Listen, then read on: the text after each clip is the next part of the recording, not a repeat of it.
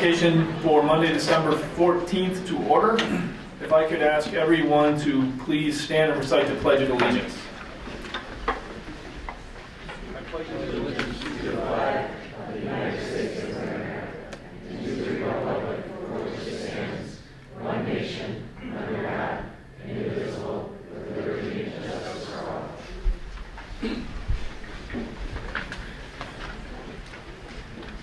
I have this incredible temptation to say we move the educational presentation to the end of the agenda. No, I'm Only kidding. I know they have a lot of studying to do because finals are coming, so we're not going to do that. All right, so welcome everybody. Could I have a roll call, please?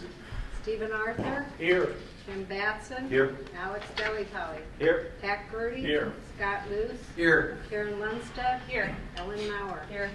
All right, so we have everybody here. Our agenda tonight, we will have an education presentation and recognize an outstanding group of students.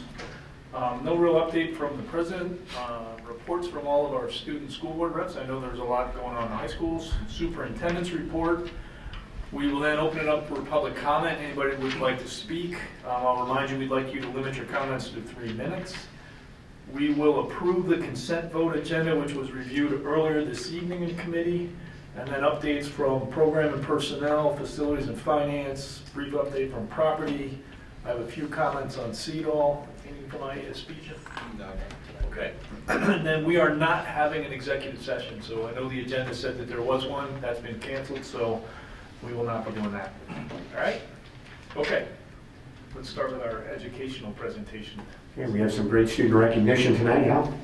We're going to start with Libertyville.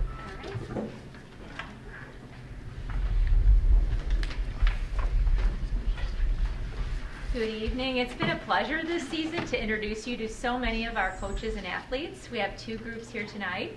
We're going to start out by having Eric Rogers come forward to talk about the girls swim team and diving. One thing I have to say about swimmers is they typically have the longest and most numerous practices. They're here early in the morning and after school. And I also find that they've usually been swimming since they were very, very small children. So that's a long time to be committed to a sport. And it's wonderful to have the success they've had. So Eric? Good evening. With me tonight, I have some of our coaching staff. Greg Herman is over here. He's our junior varsity coach, and Amanda Pachower is over here as well. She's also one of our JV coaches, and I'm not sure if he was able to get here on time, but Dave Fowler, our diving coach, was also instrumental in a lot of success from this year.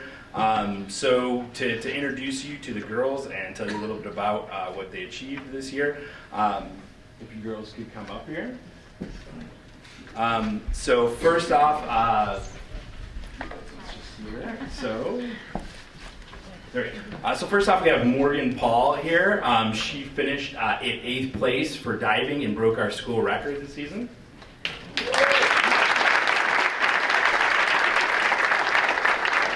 And then here are these 4 girls made up our medley relay. And Emma Richard is here. And Macy Neubauer is here, and Stacy Hirschenbach, and Meredith Robbins. And these girls, the medley relay, for a lot of them, this is their 3rd time coming to be recognized by the board. This year, they finished in 8th place. They broke the conference record for the medley relay. They broke the school record for the medley relay, and they achieved All-American high school status with the time that they swam at state this year. So congratulations.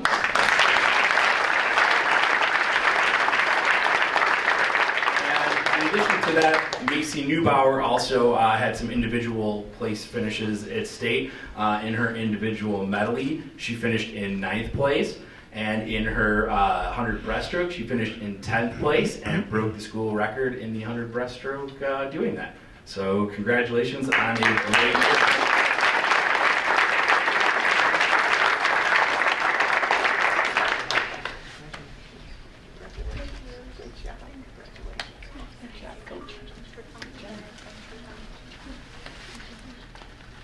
We're going to take a picture. Okay. If the folks or the girls want to take a picture, we're going to take a group picture. So if you'd like to get one too, you can feel free to come on over here. Why don't we move around this way a little bit? We'll get away from the podium. With Mrs. Todrick's taking the one that we're going popcorn. There you go. I think you can stay there.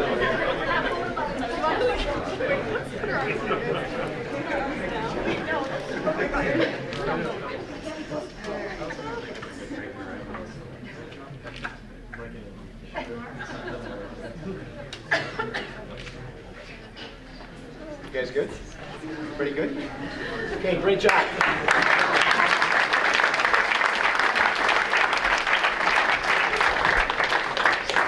Next we have Mike Jones to introduce our boys football team.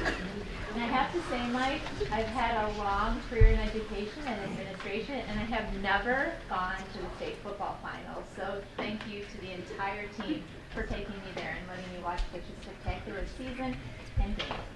So I want to congratulate you all.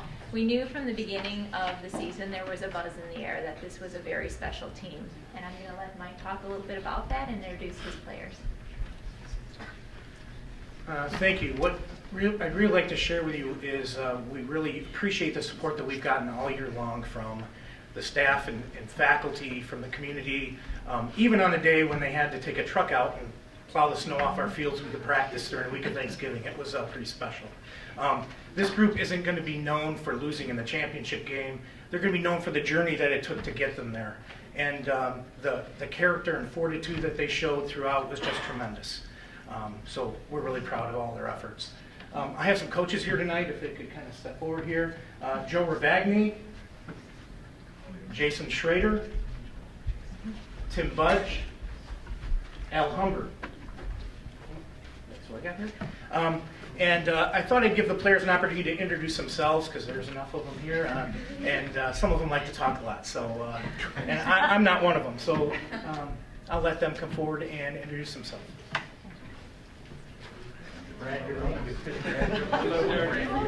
Now you're seeing. Now they're bashful. Now they're shy.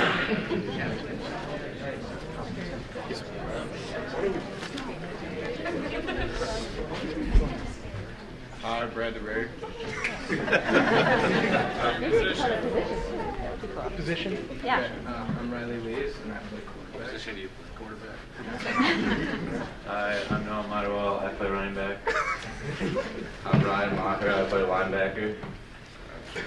I'm Ben Kimpler, and I play defensive end. I'm Walker Hare, and I play center. I'm Matt Rolick, and I play on the offensive line. Corbin Chartier, and I'm the kicker. Andrew Doro, and I'm a receiver. Brandon Rule, also a receiver. Dan Schuderman on the D-line. Jonathan Evers, left guard. Jag Nail, I play defensive back. Mitch Marquardt, offensive line. Ryan Moran, guard. Brian McAuliffe, strong safety. Nick Frill, defensive end. Anthony Tuick, defensive end. Mickey Ransel, I kick the ball. Kyle Harrison, guard. Skylar Blacker, nose tackle. Ben Friedman, tight end. Scott Springate, statistician. I got a couple more steps. You didn't get in line. Yeah. Sorry. Demi Gosick, I'm a statistician. I'm Kelly Litwitz, I do stats. Okay. Great.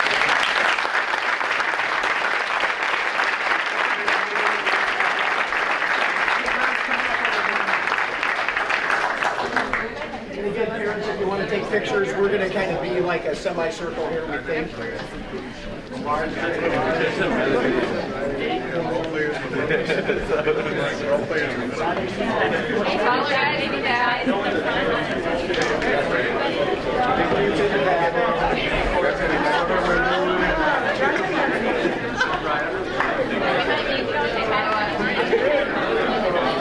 guys, just come right over this way.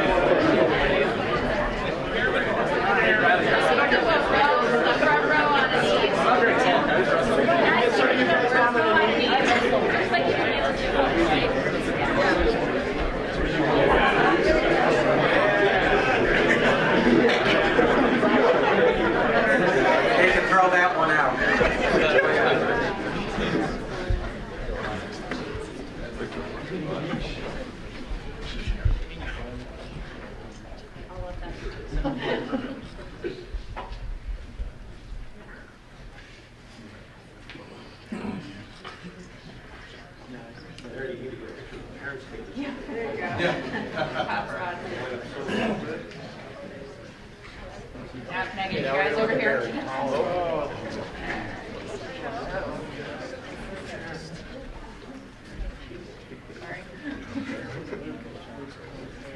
There. Hey, let's go. We get one more.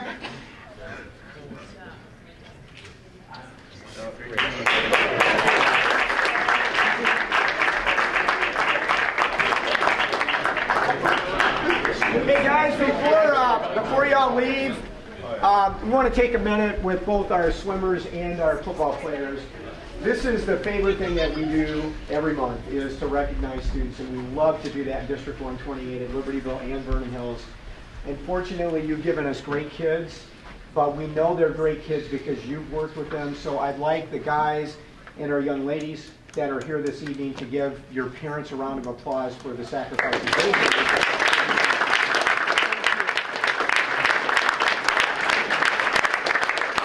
Good job, guys. Congrats. Thank you.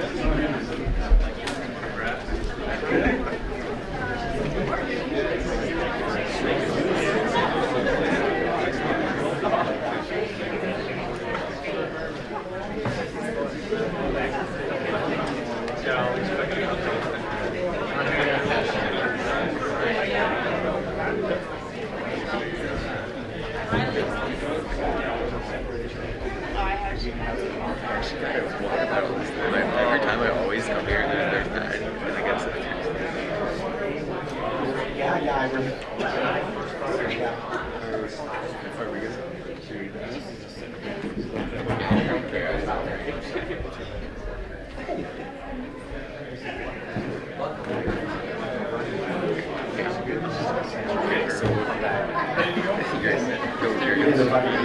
You're gonna do those, right?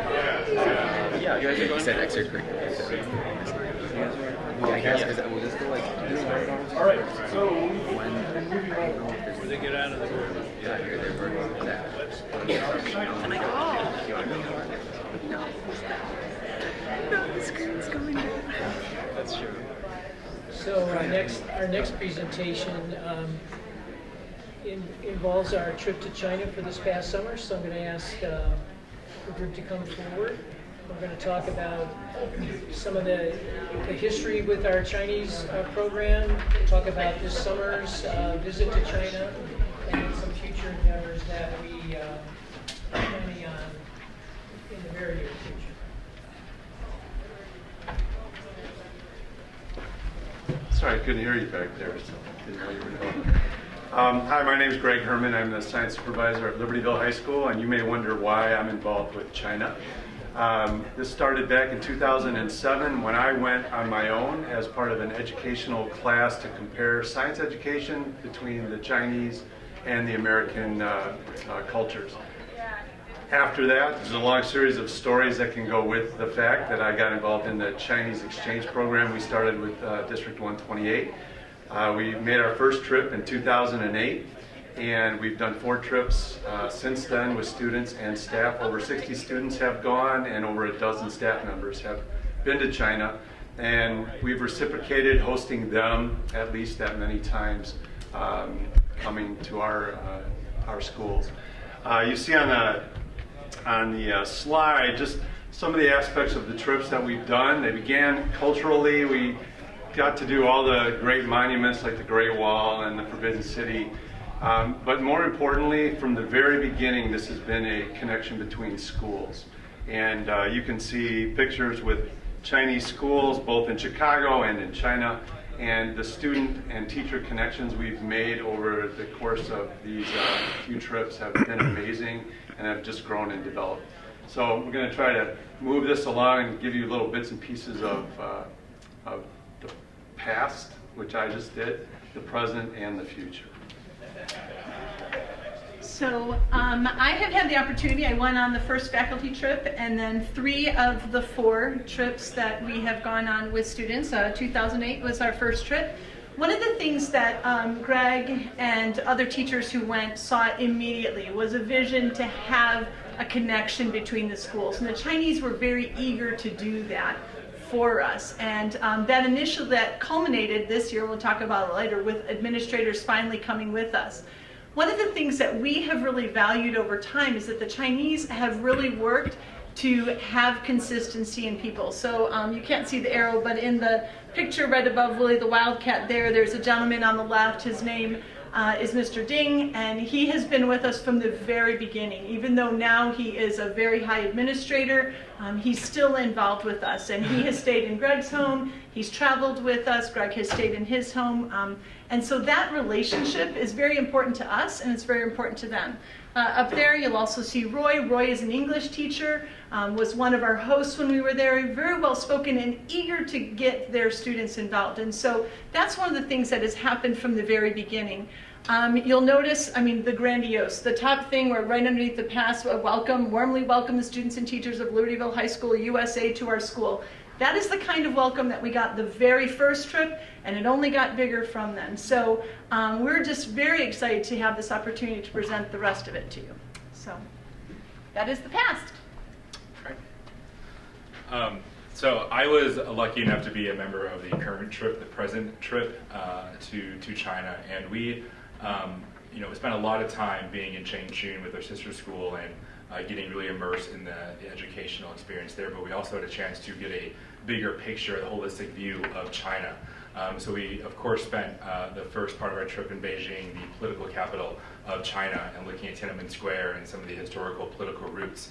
Then we spent time in Changchun with our exchange students and doing homestays. And the other thing that's kind of interesting with Changchun is it is a modest city of 8 million residents and multiple universities. So it's one of these cities that's off the beaten path that I never really knew about until this trip, but it's a massive city with many people and many moving parts.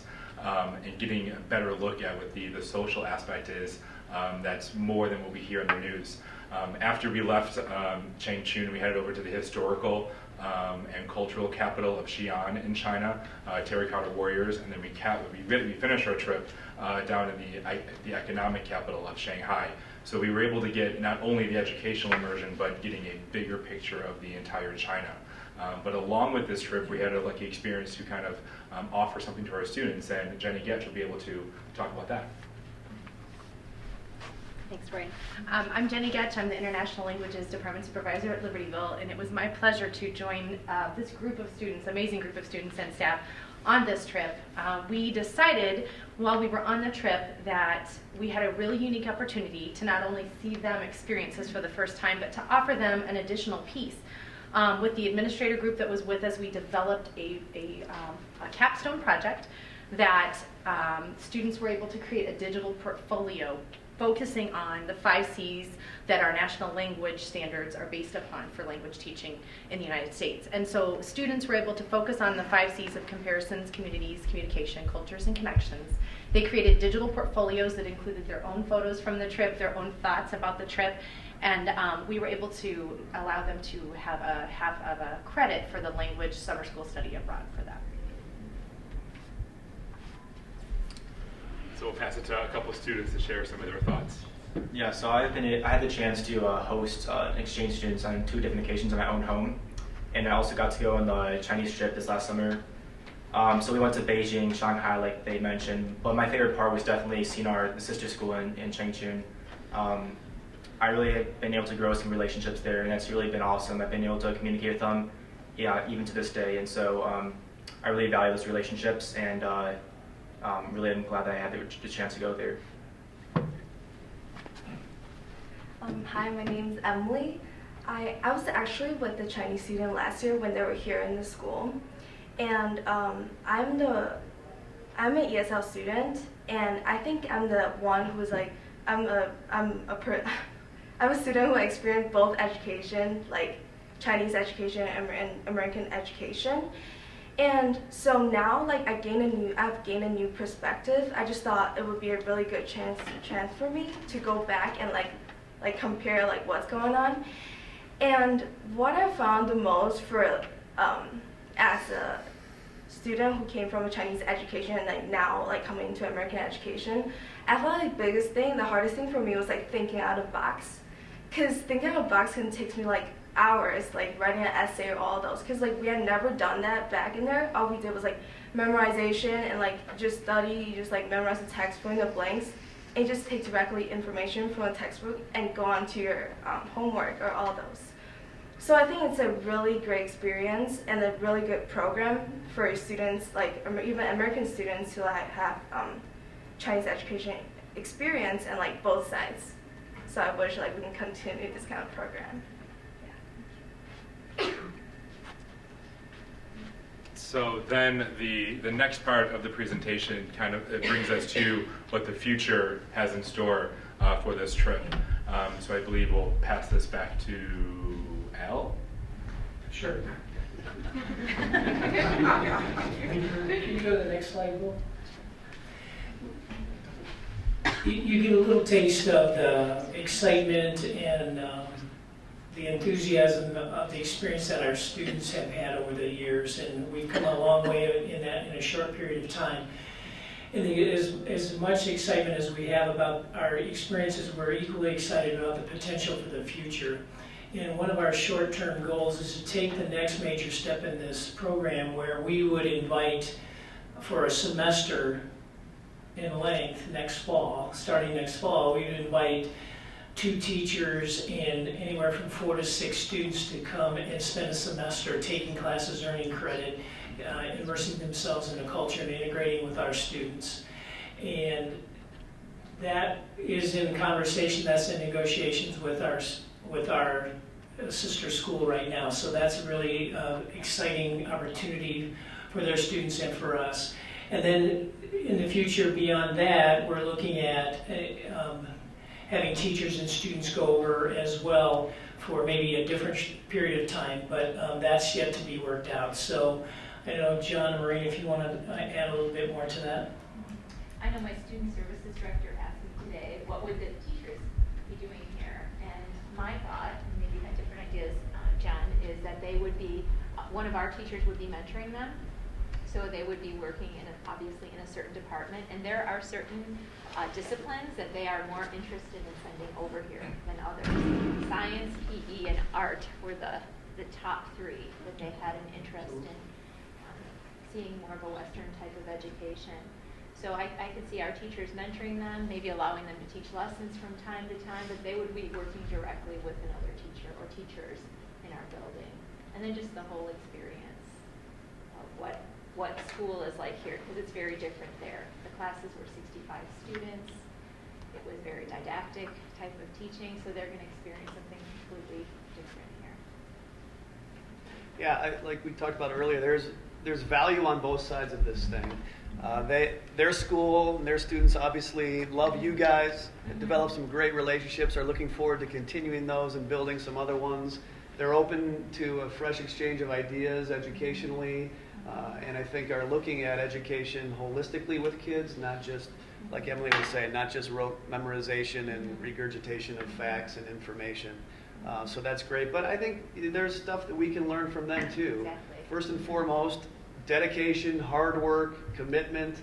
I mean, that's, you go there and that's what you see, right? Kids that are in school from 6 a.m. and then they're done with their private tutors at 9 p.m. Not that we would do that to you guys, but there are things that we can learn from them as well, and we're excited to kind of develop this exchange further. They were also very interested in activities and athletics and incorporating that into their school as well. So when they were here this summer, this is actually, Steve, I'm sure you can recognize that. We took a visit to University of Wisconsin-Madison and looking at the advantages of being a student here for a semester and then getting them into American colleges is very much a high interest for them. So there's so many benefits and so many levels for both the Chinese students on our own, including our staff and their staff. So do you have questions for the students or anything about the program? I'm just curious, how many of you have decided to go into international business now all of a sudden? Has the trip swayed you in some way? Well, I'm not going to major in international business, but I decided to take a minor in Chinese because of this.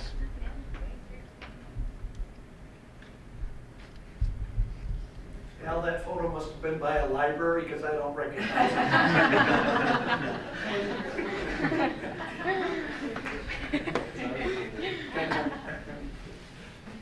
Great job. Exciting stuff.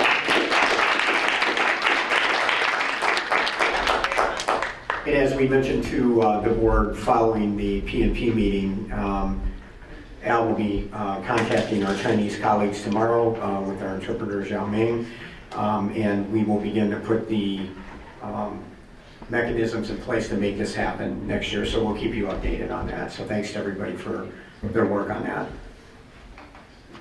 Okay. Nothing from the president's report other than to acknowledge the first semester is quickly coming to an end here. And I just want to say thanks to everybody for a lot of hard work. It's been an extremely busy, extremely action-packed, and shall I say, very successful first half of the year. So pretty amazing, actually. And so thanks to everybody for all their hard work. Student school board reps, I'll let you guys work out your order. Or just go down this way. Okay. So for extracurriculars at LHS, the LHS math team finished in first place at their competition at Lake Forest on December 10th. And LHS's Athletes Committed to Excellence Club is hosting a parent pledge night later this month, and basically it's just a chance for parents to come and see their kids pledge to a lifestyle, a drug and alcohol-free lifestyle. And LHS's Wish Dinner is this Wednesday, the Wildcat Initiative for Sharing at the Holidays, and we've seen many unique fundraisers, and we're excited to see the turnout this Wednesday. And basically, we just raise money to buy presents for residents of our community. And the Student Council held a toy drive to get toys to support the families of Wish, and we also received a donation of toys from the U.S. Army through a local LHS student. And over 700 new toys and games were donated to our Wish project. So we're looking forward to that this week. And the LHS National Honor Society and district staff held a holiday dinner for senior residents on December 8th. And it was followed by a holiday concert held by all of the LHS choirs. And it was called the Holiday Choir Festival. And the holiday band concert will be held this Tuesday night at LHS, and the art department is also hosting its annual holiday art sale of student and faculty artwork on December 9th and the 15th in the LHS Art Gallery, and there will be paintings, photographs, so works of ceramics, and ornaments as well. So it's a nice chance to appreciate what all the students have been doing in their art classes. Okay, shifting over to some more academic and athletic achievements lately, I would like to give congratulations to Amelia Schmidt and Cam Chen. Unfortunately, Amelia couldn't be here tonight, but they were awarded respectively the Daughters of the American Revolution and Sons of the American Revolution Good Citizens Award, which is a huge honor and very prestigious award for our school, so we're proud of them. They're both really good students and good citizens. Our CRC, our College Resource Center, is hosting an event this week on Friday where former Wildcats return from college to tell current students, mostly seniors, what college is really like. So we're expecting about 50 returning alumni, I believe, to share their experiences, and it'll be really fun, and it's a really good way to show up all the students how what college life is, especially during freshman year, from kids that you knew that you went to school with the previous year. Finals will take place a week after winter break. So right now, like you said, the first semester is winding down. Many kids are working extra hard to get their grades up and make sure everything's done for the holidays and finals. We'd like to congratulate, like we did earlier, our LHS football team for finishing second at the IHSA 7A state championships against Glenbard West on Saturday, November 28th. The entire school is incredibly proud. All of the students are just really proud of their collective hard work and accomplishments this season. It was fun, personally being in the student section every game. We might have had a couple mishaps with plastic balls at the game, but those kids were certainly the minority. It was fun to see how fast Mr. Kelly could get out Yeah. and get the ball. they learn quickly. So, but it was we all had a great time. Both the girls and boys basketball season has begun, and they've had 2 home games thus far, with the boys winning their latest game this past Saturday against Hersey. And lastly, the LHS and Vernon Hills fencing team. I think it's like a dual team because it's newer. They started off the season very well, with the team placing first in both men's and women's saber teams and second in men's and women's épée teams. I don't really know how to pronounce that. It's a fencing term, but that's pretty great, I feel like, for our fencing teams.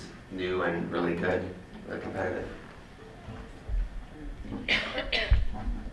Okay, so for VHHS we have a lot of honors. So to start off, Junior Oliver Lung was the top scoring oralist at Thursday night's North Suburban Mathematics League contest, so that was for Math 2, and that was a really good thing. And then also, lots of VHHS seniors were named Illinois State Scholars. I believe overall in the district there were like 248, so we're not going to name everyone, but congrats to everyone who got that. Also, VHHS received the ExxonMobil Educational Alliance grant through Peacock Car Wash, and that was a $500 grant, so that was good. And then our human physiology students observed open heart surgery through the Live from the Heart program, which is where Miss Day took all her classes down to the auditorium, and they actually got to watch the surgeons perform the open heart surgery, so that was pretty cool. Also, senior students Yulia Boyarsky and Daniel Day were submitted holiday card contributions to Star Auto Authority Incorporated in Vernon Hills, and both of them submitted their designs and earned recognition for their work, and they got a lot of money and Best Buy cards, and also our art department received $250. And then our WISE team also took first place in their competition.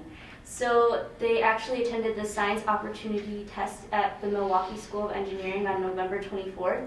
And Isaiah Liu, Ali Spence, Karen Liu, Tommy Malanchik, Isam Kyer, Ryan Curtis, Lucy Wu, and Sari Lee were all part of that team. Tommy Malanchik finished first in chemistry, and Ari Bard, Ryan Curtis, and Isaiah Liu all tied for second place, and Isaiah also took first in physics, so it was very successful. Also, JSA, which is our Junior State of America Club, received special honors at our Fall Midwest Regional Convention, which was in Madison, and they also got to visit UW-Madison. And several of them received Best Speaker awards, including Aparajitha Adiraju, Michael Kakinas, Connor Sullivan, Alex Greenberg, Abai Ram, and Maxwell Rickert. And also, students made blankets for children's hospital patients during their VHHS transition classes. So it was a good opportunity for around the holiday season.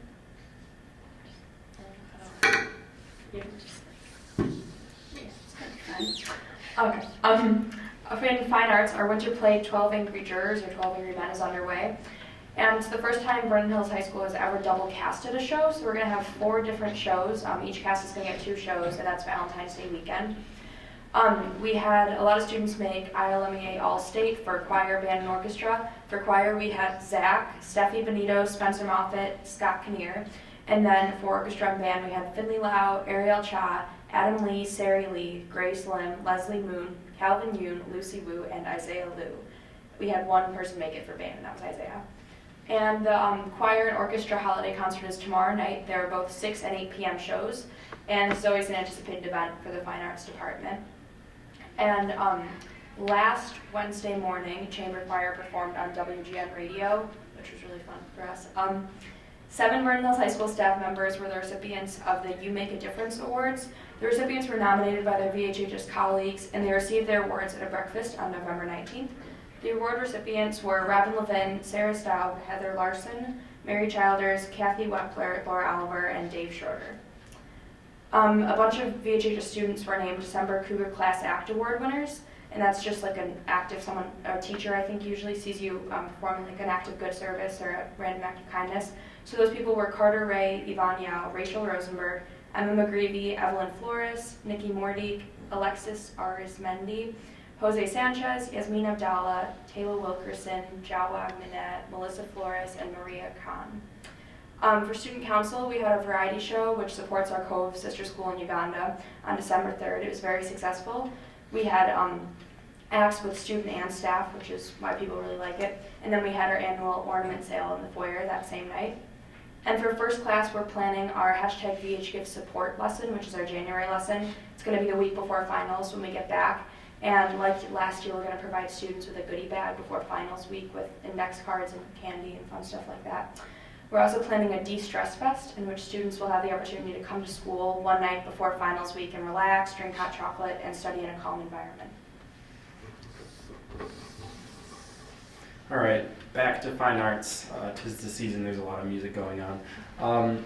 So this past Sunday, the North Suburban Wind Ensemble Holiday Concert was held in the Vernon Hills High School auditorium. The concert consisted of a variety of seasonal music, and the wind ensemble includes various professional musicians and educators throughout the district and in the North Suburban area.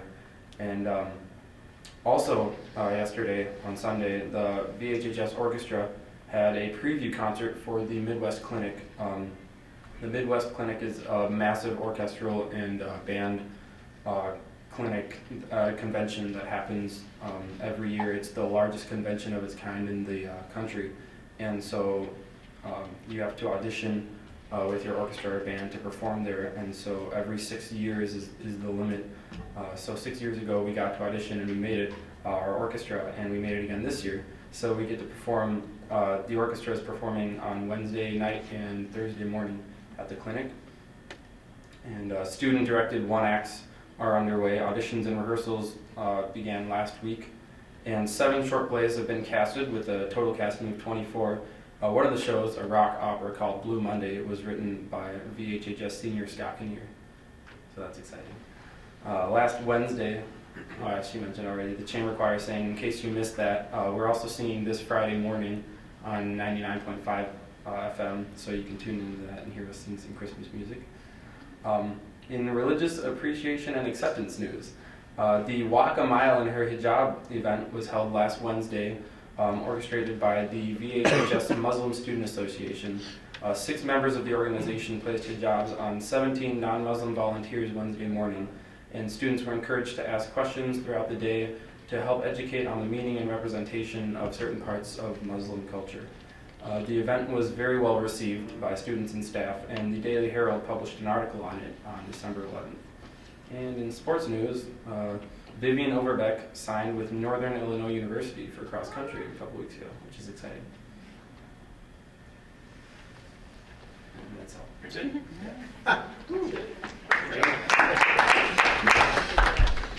All right, thanks very much. I'm actually admiring how the ThinkPads all seem to be developing their own personalities. Well, I'll bring mine. All right, thank you very much. Superintendent's report. Well, one question before we go to the superintendent's report. We're almost midway through the year, kind of. So every month you talked a little bit about the use of the devices. So how's that going? Is it still thumbs up and positive? Absolutely, it's wonderful. Everybody loves it. It's really great. I think that it's really helpful, especially in class, because when the teachers don't have the PowerPoints printed out or anything like that, you can just pull it up on your own screen and go at your own pace. And at home too, I know a lot of students don't have laptops, and so it's really nice that like people have said that it's become like their laptop and everyone wants to take them with them to college. So people like them a lot. You don't have to carry around textbooks nearly as much either, which is a huge burden off the shoulders, literally, of students. Literally. Also, it's just making like learning new topics more fun because we use sites like Kahoot or Socrative or Pear Deck to play games. And also, if you forget to print your agenda for the board meetings, it's useful to have them. Not that you know from experience, right? Right. Great. Excellent. I will highlight too, I've asked people from other high schools who have similar initiatives, and rarely do I get the same level of enthusiasm from them. So I think that says a lot about how we've integrated the device and the curriculum and all that. Because a lot of times you get the response like, oh yeah, we have them, but we don't really use them that much, or they're good for doing homework, but we don't use them in class that much. So it's great that if you guys really believe it, or you're doing a great job of convincing us. That shows how well the staff is Yeah, no, actually using it. that's what I'm saying. I think it's become a part of the fabric of, what we're doing. It's not just a fancy device. So that's great.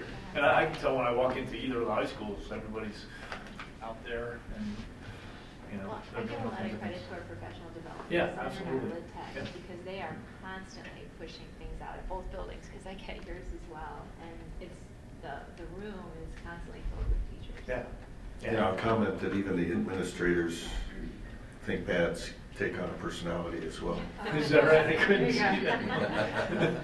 It's like skiing. Everybody's got a collection of stickers on their helmet. And it makes it a lot easier for students to work on their schoolwork outside of class and in their free periods and when they're not in that exact class. It makes you have the classroom on the go whenever you need it. Because a lot of things are online now, and because we have them with us throughout the day, it just makes it 10 times easier for kids to access the content or access their homework when they're not in the physical classroom. Yeah. And I know most of you guys don't ride school buses, but it must be a ride on the school bus. Because I'm sure we've been trying to get it done before class. Okay. Well, thanks. Okay, superintendent's report this evening. Several things. This will go pretty quickly. We've got some good news. The students have covered the majority of that, so I won't repeat that. But I do want to make one comment about the Illinois State Scholar Program, because I think that's one program to me that over the years doesn't get enough attention. But the students mentioned that we had 248 district students. These are students that are typically in the top 10% of all students in Illinois, which the students said that that's based on ACT and or SAT score flat and on its own, very high, at a very high level, and or unweighted grade point average, okay, or class rank, which we don't have in our district anymore. So when you think about the number of students that we have at Libertyville and Vernon Hills High School that are Illinois State Scholars, and that's 10% of the top students in the entire state of Illinois, it's pretty incredible. So congratulations to all of you that are on the long list. It's too long to read tonight, but those students will have received a letter from the Illinois Students Assistance Committee, Commission, and I'm certain will be recognized during the course of the year. But the number of students we have in that is phenomenal. Okay, saying again that we have the best students on the face of the planet, right? Okay, the following students have been named Libertyville High School December Students of the Month: Giselle Torres, Anton Alesna, Kyle Erlinson, Natalie Seitz, Stephanie Zing, Laura Zing, Emily Reagan, Angie Baccarin, Zamaya Hempel, Hannah Hutchins, Alex Stanulus, Jack Miller, and Anna Burns. The following Vernon Hills High School students have been named December Cougar Class Act Award recipients: Carter Ray, Evan Yao, Rachel Rosenberg, Emma McGreevy, Evelyn Flores, Nick Mordick, Alexis Arizmendi, Jose Sanchez, Yasmin Abdallah, Taylor Wilkerson, Java Minalong, Melissa Flores, and Mariah Khan. You already mentioned Amelia and Cameron, who did such a great job in the ARR program in Sons of the American Revolution. And the LHS math team captured first place at last week's Lakes Forest competition. In addition, the team won the candy bar competition. The team is currently ranked in the top 10 of a 62-team conference. So great job to everyone, and Pat is absolutely right. We continue to have phenomenal results from all of you academically, student activities, fine arts, community service, you name it. You're all doing amazing things, so thanks for your efforts. Number 2 on the superintendent's report tonight, we just wanted to mention this in passing. This is something more internally that we would pay attention to as school administrators and practitioners. But the Elementary and Secondary Education Act, better known as in its previous version, No Child Left Behind Act, was finally reauthorized after 7 years in the United States House of Representatives, and the U.S. Senate, and President Obama signed the bill. I will tell you that one of our district office colleagues was in Washington for a conference and actually sat in the Senate gallery, Rita, And who was with you? Joe O'Brien. Joe O'Brien were there for a conference, and they actually went over and saw the Senate pass the bill, and the president signed the bill the following day at 11 a.m., which we watched on live TV. So why does that matter to us? It is a huge shift in philosophy. The power of decision-making in public education in this country has been consolidated at the federal government level since 2001 or 2002, which means that the states had very little power, and we had very little power locally to make very meaningful decisions about academic matters. With the passage of what's now being called the Every Student Succeed Act, that power has been relegated back to the states, and the central government will have very little power in day-to-day, week-to-week, year-to-year decision-making on things that matter to us locally. And that's a powerful change for us. The U.S. Secretary of Education will have very little power to influence what actually happens in the state. So at the federal level, they would call that local control. For us, we would call it state control moving forward, but at the federal level, they look at that as local control because it's come back to the state. So a group of superintendents and curriculum and instruction people across the state have begun conversations with our legislators and the state Secretary of Education and the state superintendent of education regarding what policy might look like in Illinois moving forward. And so the working theory is this: Illinois has lots of power to make some very definitive decisions now that we had to make when NCLB was in place. Now the state is going to be able to make those decisions without that kind of federal oversight. Park is a great example of the federal overreach in assessment, where states were required to give Park, Smarter Balanced, or an assessment that was aligned with the Common Core and would be approved by the United States Department of Education. That's not true anymore. So the assessment piece comes back to the state. So we're beginning to have conversations with this, our folks at the state level and our legislators that would actually pass policy that would allow us to look at some of the good things that we've done in the state, but also look at some of the things that we think could be done better. Moving forward, and a little bit later this evening, you're going to get a little information from Rita on our park assessment moving forward. So the operative phrase with the passage of the legislation at the end of the day is, if we continue to do what we've been doing in Illinois and we don't take advantage of the opportunity that the power of the state now has to do things that we think are right for Illinois kids and to cede some of that power back to you as local school boards and us as practitioner administrators, then the passage of the Every Student Succeed Act will have no effect on us in Illinois. So many people are cognizant of that, and we're beginning that conversation. So this is a landmark change in the legislation. We're very excited. Locally, I would be remiss if I didn't thank United States Representative Bob Dold and Senator Mark Kirk in our neck of the woods up here. Mark, former U.S. representative, who have worked tirelessly and worked across the aisle. They were willing to work across the aisle to make this happen, because this would have never been passed and received the president's signature without a bipartisan agreement on this. And those two folks have worked very hard in that regard, so we thank them for their efforts on our behalf. Rita, I don't know if you had anything you wanted to add to that at this point. Yeah, and I can certainly include that in my remarks about Park too, but what was most gratifying to me to be in the Senate and listen to the remarks from both sides of the aisle was the most frequently cited reason for overturning No Child Left Behind was to relieve our students of the burden of over-testing that legislation has caused. And, we Prentice mentioned that I was in Washington at a conference. We actually had a large team of D128 administrators and teachers who presented at the conference on the local assessment work that we're doing. Ray Albin from Libertyville, Joe O'Brien from Vernon Hills, Karen Nieves from Vernon Hills, and Paul Reith from Libertyville, Mark Procyse from Vernon Hills. All of us presented on the strength of our local assessment design. And that's where we believe that students get the most traction from the really quality work that their teachers are doing in the classroom. The fact that this gives us the opportunity to perhaps move away from the burdensome park test that we'll talk about later is really very exciting, because we do trust the work that our professionals do here.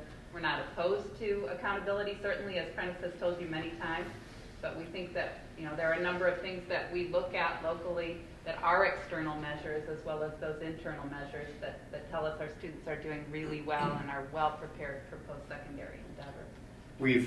We've spent probably the last year of laying the groundwork for having an assessment at the high school level, one assessment, and one that's tied to really what we do at the high school level. And previously that would have been ACT, maybe SAT, moving forward, and I think there's some momentum building in the state that we would not do park or a park-like assessment when we are already doing ACT or SAT, which our teachers understand, you understand, your parents recognize, communities recognize, and it's your direct link to college as well.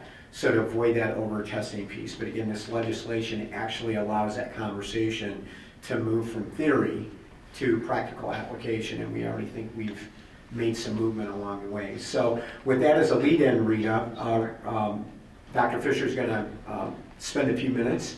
And as you probably read in the media and you've seen from us, the park scores have been released, and there's some additional information we want to share with you, and some comments we want to share with you about that as well. So Rita, go right ahead. Thank you. And we don't like for you to read about our results in the newspapers before we've shared them with you publicly, but that embargo was lifted earlier than we were told it would be. So we were anticipating that the scores would be out on Friday.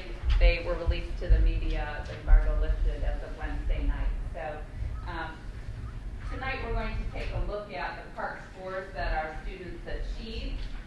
They would have been part of the report card data in the past had they arrived in October when we normally get state testing results. They were a little bit delayed this year.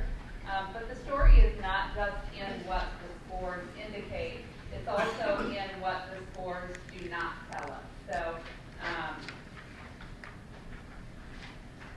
first we'll start by describing who took park exams in District 128 and the impact that has on how we view the results as well. So as you'll recall, last year the state early indicated that students taking the courses of Algebra 2 and English Language Arts 3 across the state would be involved in park testing at the high school level. Very late in the game, due in part to Prentice's hard work at the legislative level, we were given the flexibility to shift testing from what would be mainly juniors who were taking already college entrance exams, the ACT, and would be taking a greater number of AP exams than underclass students. We were able to shift our testing from those students to the classes of ELA 1 or English Language Arts 1 and Algebra 1, which means that they were primarily freshmen in our schools and not even all freshmen who participated in park testing. That was a huge gain for us. It took some work on the parts of the adults in our district to make that shift because schools had already planned to offer the Algebra 2 and ELA 3, but we knew that that was best for our students to remove these juniors from taking park last year when they wanted to concentrate on other things.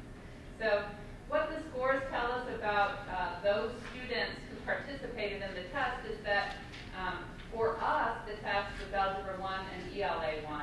And for us, that means it was only about 50% of our students who participated in the math test, a greater percentage of our freshmen who participated in the English test. But the results statewide include, at the high school level, all of the tests that were given to high school students. So some schools gave that test to juniors in Algebra 2 and ELA 3. Some schools, very few of them, might have chosen geometry and ELA 2. And some schools like us made that switch to the ELA 1 and Algebra 1. But when you look at the statewide results, it reports the scores for all high school tests together. So that would be like saying that the results on the Park Elementary test were the same across the state, including all grade levels of Park Elementary in one set of reporting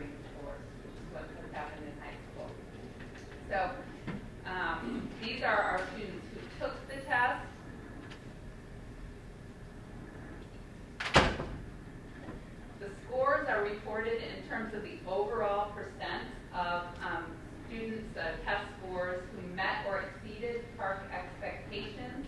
There's kind of an issue with describing those performance levels as well that we'll talk about in just a bit. But just at quick glance, you'll see that students at Libertyville High School, at Vernon Hills High School, performed far above state averages on both the ELA and the math test. When you look at the ELA test in Vernon Hills, where it looks like the passing percentage is a little bit lower, that can be explained by a technical glitch that occurred on the final day of testing for those freshmen at Vernon Hills, where a good number of them were locked out of completing the test and therefore didn't have reportable scores. And some students who were left in the testing may not have been students in the most advanced ELA classes. So what does that mean? So that there was a technical difficulty, and if you excluded those, is there any way to know the results? That's a surprisingly large difference. It is, but we'll see some more data that will explain this as well as we go through. What happened on that day of testing at Vernon Hills was that we were doing the first large-scale online administration in a fieldhouse setting, and many of the students were not able to access the test. We had done testing previously to assure that our connectivity issues were strong in that setting. So, there may have been a couple of issues on our end, but there were definitely issues on the PARCC end that day as well. And as time went on and those students were not able to connect, the decision was made to dismiss them from testing because they just simply could not access the test in a time that would work for the schedule for that day. Were the math results not impacted by that? Not that issue. Overall, the math results you'll notice across the state were lower overall, and that again is explained by the notion that students in Algebra 1 taking the test are students who that is only about 50% of our students who are enrolled in math as freshmen. So our more advanced students would be taking geometry or geometry honors as freshmen. So while this is the first time across the state that we have administered course-based assessments rather than grade level-based assessments, so that is part of the explanation for why these scores may not look the same way that PSAE scores looked in the past, but there's more of an explanation, and we're getting to that as well. Right. So, we can look at the numbers. What this diagram shows, this chart shows, are the 4 levels associated with PARCC performance. And what the state of Illinois did, along with the PARCC Consortium, was to label level 4 met expectations and level 5 exceeded expectations as being the cut scores for meeting standards on the PARCC test. Level 3 approached expectations, according to the PARCC Consortium's definition, means that students are grade level ready on some standards but not quite on others, or maybe they would need some support to be ready to advance to the next course or grade level, course in high school rather than grade level. What happened in some states is that states like Ohio deemed level 3 as being proficient because students were meeting some of the standards necessary to demonstrate their readiness for the next course. So when you take a look at this next slide, this is what our results would look like if Illinois, like the state of Ohio, included level 3 as meeting proficiency. And these percentages of students in ELA and in math look much more like the previous data of how our students fared on state tests in terms of meeting standards. So across the nation, there were a couple of states, as I said, Ohio included, who set their own kind of cut levels at performance levels 3, 4, and 5 as meeting standards. And so I wanted you to see what it would look like if we in Illinois had set that level 3 as the cut score.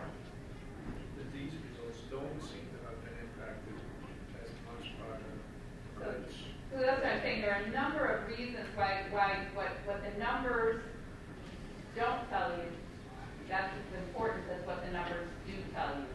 Because when you take a look at the factor of, the students who took the test not being all students, at the factor of the cut scores being different in different states, it's very difficult to really say, well, this is how our students did.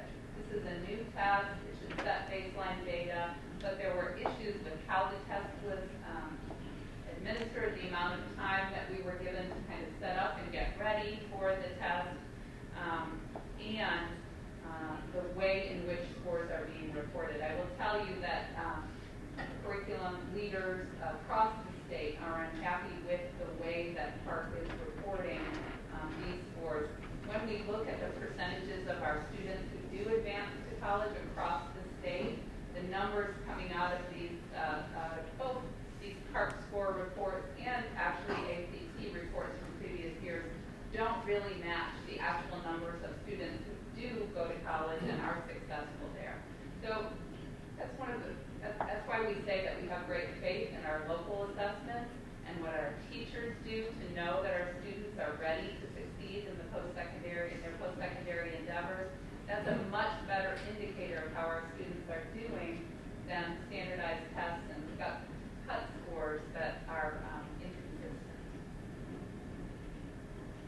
So the next slide kind of shows you, on a single slide, this comparison of what happens when you use level 4 as proficient versus level 3 as proficient on the Park scores. We're not disregarding, how our students did on this assessment. When Park first started, there was great promise in these assessments being more about thinking outside the box, as Emily told you in the China presentation earlier. That's exactly what we want for our students, and we think it's good to have assessments that measure their ability to do that. But Park hasn't really fulfilled its promise in being that assessment. Well, does that mean the assessment's not good, or we don't have much data? We don't have much data yet, but there were issues with the instructions in the assessment being unclear. There were issues with the test being new in a number of ways that make it not really a true indicator of our students' ability. None of that surprises me. I mean, I think anytime you roll out something this complicated, it's not at all surprising to me that it had some issues. But I would just hope that everybody doesn't, kind of quickly try to, I'm going to call it, lower the bar, because they don't like the fact that the numbers are a lot lower than we're all used to looking at. Because it may very well be that to demonstrate proficiency in today's college environment and to really succeed, and I'll say succeed, not just survive in that environment. Maybe they're right, I don't know. But I mean, I think time will tell. Yeah, and I do agree that rigorous measures of students' ability to perform in the ways that they are going to be asked in universities in the future, to create, to collaborate, to be able to communicate well. Some of those criteria for success at the college level are what we should be measuring and may not be best measured in this form.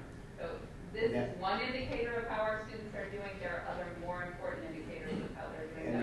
And there's a recognition of that at the federal level with the passage of Every Student Succeed Acts, because Park, which is a multi-state consortium, and Smarter Balance, which is a multi-state consortium, are no longer going to be required by the federal government. So they're going to leave those decisions in the hands of the local bodies.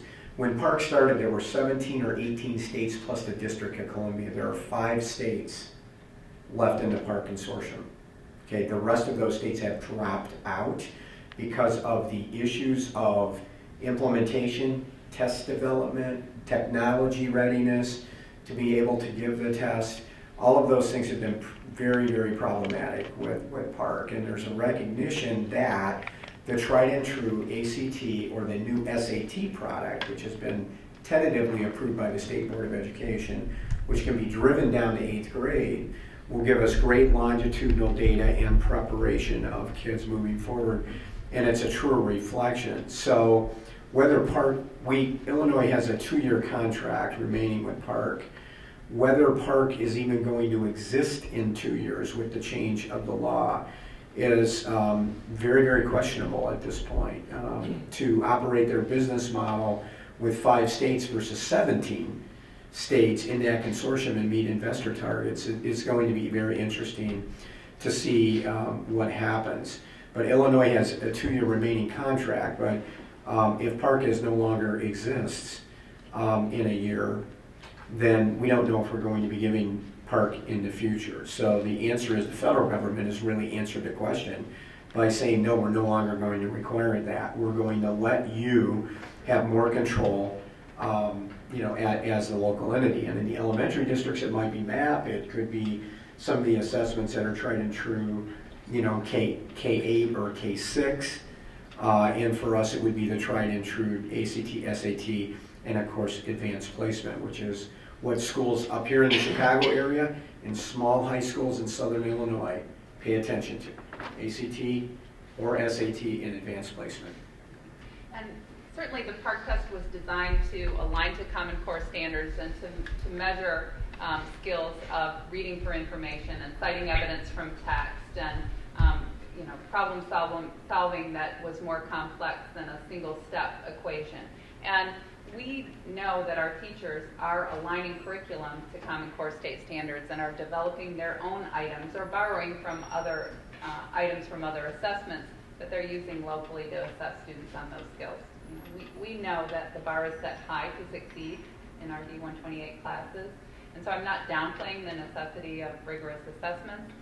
We just wonder how long this one will endure and whether this is the best thing for our students to be taken for 9 hours at a time out of their courses in order to complete. Yeah, I just can't tell you. I mean, you can't tell anything from one data point on any of these things. Right. I think you want to see the Yeah. trend over time. Yeah. Is it improving Yeah. or decreasing? Yeah. But this one, there seems to be so much of an emotional response around this whole notion of PARCC testing. I kind of hope they don't throw it out before it's time. I mean, maybe it's just too radical, and I don't know. It's just the intent of it seems interesting to me. And it is, and I think there is agreement that that some of the items on the assessment are worth reviewing and taking a look at and informing our work as we move forward. But the debate over whether such a long test is needed. In fact, I was in a Chicago area curriculum directors meeting on Friday when we were talking about the number of items on this test versus the length of the test, and statistically, while more items might give you better information about students, this test has relatively few items that take a longer amount of time, and so statistically sound, whether this gives us better information may not be true. And Rita, the genesis of PARCC and Smarter Balance is Common Core at the federal level under NCLB. So when Common Core wasn't passed, but it was really created through policy of in USDOE, then this is the assessment that the federal government, the two consortia that were working on this, the states banded together, and this was the measurement of Common Core. And you know what has happened to the conversation on Common Core over the last 4 or 5 years. The very few people who pushed it initially, are the very people who are going to take it down at the end. So this is the assessment of the Common Core. In Illinois, we call it the Illinois Learning Standards moving forward. And again, not that they're not valid, but the question is, how much assessment should we be doing at the high school level on this level, and what should those assessments be? Pardon? Oh, that's okay. They always do. Thank you, though. Well, your rubber band. Go ahead. So when you talked about level 3 and how it showed that some students are proficient in some areas but not others, does that just mean that within the sections like ELA and math, they were stronger in some math topics than others, some English topics? Exactly. Okay. Exactly. So the overall results indicated that they didn't hit the proficiency level at every single standard tested on that particular test. That's exactly right. The way that PARCC describes it is that with support, the students could succeed. But again, It depends. I mean, it depends on the definition of success. Yeah. Right? Depends on a lot of things. And where the cut scores, the cut scores were unusually, in these 5 performance levels, There were score bands that were very different in each of the 5 performance levels as well. So there just were many reasons why those who are assessment experts looked critically at kind of what the score bands were, how the performance levels were determined, and whether in fact it actually means what Nihar correctly interpreted it was supposed to mean. How valid is that? But it will continue for a couple more years. It will continue, so this year they've shortened the window for high school testing just a little bit, but it doesn't make it any easier for us to administer. We will continue to test ELA 1 and Algebra 1, and we'll do the best we can to schedule that. There is legislative work to be done that could shift things now as a result of every Student Succeeds Act being passed. But I won't happen I'm excited overnight. about that because Illinois typically has over-tested and overdone every expectation, including pool during. There is still testing required at the high school level. And so just because the feds are saying we don't have to give a test, I think people in Illinois are going to say, oh, let's give more time. Well, I think here's the overdue. here's the interface practically and politically that we're at right now. Illinois has no money.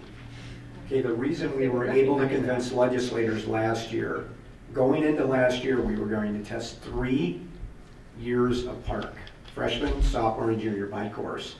Okay, through conversations with legislators several times going down to Springfield, and talking to the legislators in committee.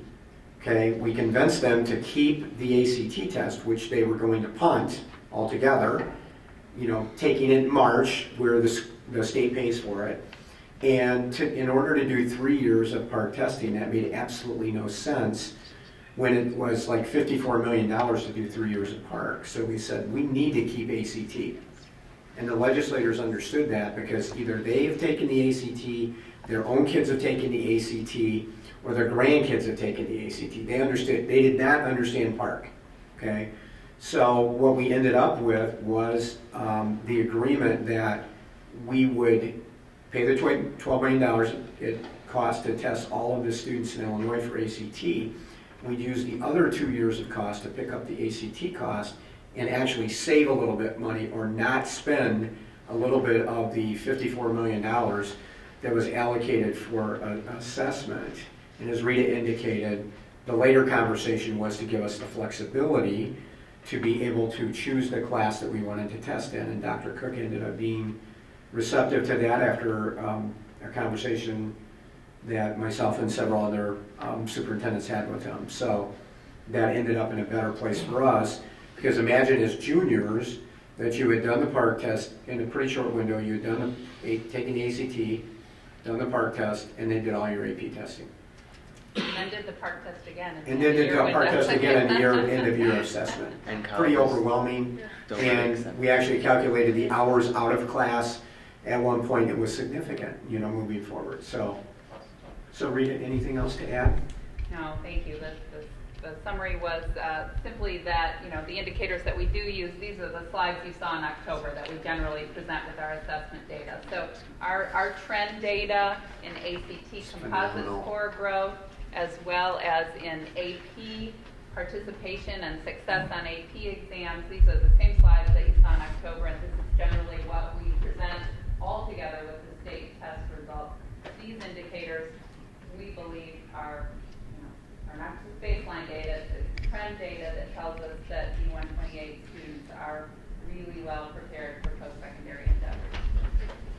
In terms of student opinion, some of the freshmen at LHS, well now sophomores, have told me that they prefer to have it in their first year because they don't have any other big tests that year. Right? Yeah, absolutely. Thank you. One quick question. So the SAT, I thought I read in the paper Yeah. about this Yes. SAT. Yeah. Is that anything more than an economic thing? I thought when I read it was like they bid it out between ACT and SAT, and SAT was a lot. Yes, it's more than economic. It is more than that, and in fact, we've been working very closely with the College Board on the possibility that the state might shift from ACT to SAT, so we have a nice established relationship with them. In fact, that was part of the reason why we gave the PSAT 8-9 this year, anticipating that this shift might happen. The SAT products will help us to judge a student's readiness for college over time because they now have the PSAT 8-9, a PSAT 10, and that practice preparing students for the NMSQT will, we think, also help students be prepared to be named National Merit Scholars. We may have a greater number of that as a result of their experience with the PSAT product. So we're excited about the change. The SAT has been revised and it offers, good promise for doing what ACT can no longer do since Explore and Plan have been discontinued. The psychometricians tell us that SAT is a better test too. Would we have any trending data? But because most of our kids don't take the SAT. Right. They no, won't, we but won't be SAT starting. has promised they'll do a crosswalk from your trend ACT scores to what that looks like with the new SAT. So they will be sharing that data with us as well. I think you could characterize SAT has continued to evolve, okay, more rapidly, more coherently, as a 7, 8, 12 product with a number of pieces to it, where ACT did not evolve with the field, i.e. Explore and Plan, Explore which your kids took as 8th graders, and then Plan, which the students took as sophomores, leading up to junior and senior with ACT, no longer exists. So they really, for lack of a better term, fell behind in the marketplace moving forward, which is why Illinois opened the door for rebid on the product to see what they had to offer versus SAT. So. Another nice benefit of SAT is their partnership with Khan Academy, and so there is free individualized test prep for ACT and those PSAT products available through Khan Academy for students of all means, rather than just those who can afford it. You mean SAT, right? SAT. Yeah. Sorry. That's it. Okay, lots going on there. Wow. Oh, jeez. Used to be simple. Not so simple anymore. No. Okay. Okay, sounds good. Okay, Rita, anything else? Okay, thank you, John or Marina. Anything to add on Park from you guys? You good? Okay. Just for the public, since we have committee meetings before the board meeting, Mark and the crew are moving forward with our Brainerd plan. People that have driven by the Brainerd property on 176 have almost universally commented how really cool it looks moving forward. So there's still some work to do to completely finish the product, but we'll be in a position that when the weather breaks in the spring, the kids will be on that field. And then we'll have a little more planting to do and some superficial things to move forward, but it's really shaping up well. So that's where we're at right now with that. And we're continuing to take a look at what we can do for the allocated amount that the board has given us for a Brainerd Memorial, but we think, working with our architect right now, that we'll be able to do something that's very tasteful and very nice, which will honor the building moving forward.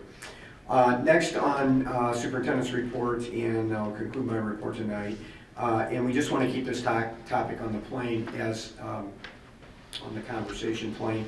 As we turn the page for the new year, we'll be coming back to the board, we hope early in the new year, with some information about a provider that we might use to do some surveying on diversity issues in the district with students and our staff, maybe a little further even with parents. We'll see where that goes.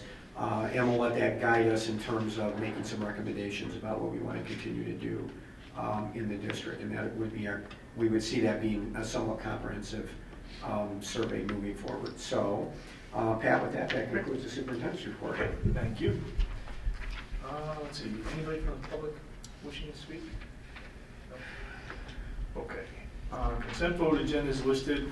We reviewed it earlier tonight. Can I ask for a motion to approve, please? I move to approve the consent vote agenda. Second. Any discussion? If not, roll call, please. Arthur?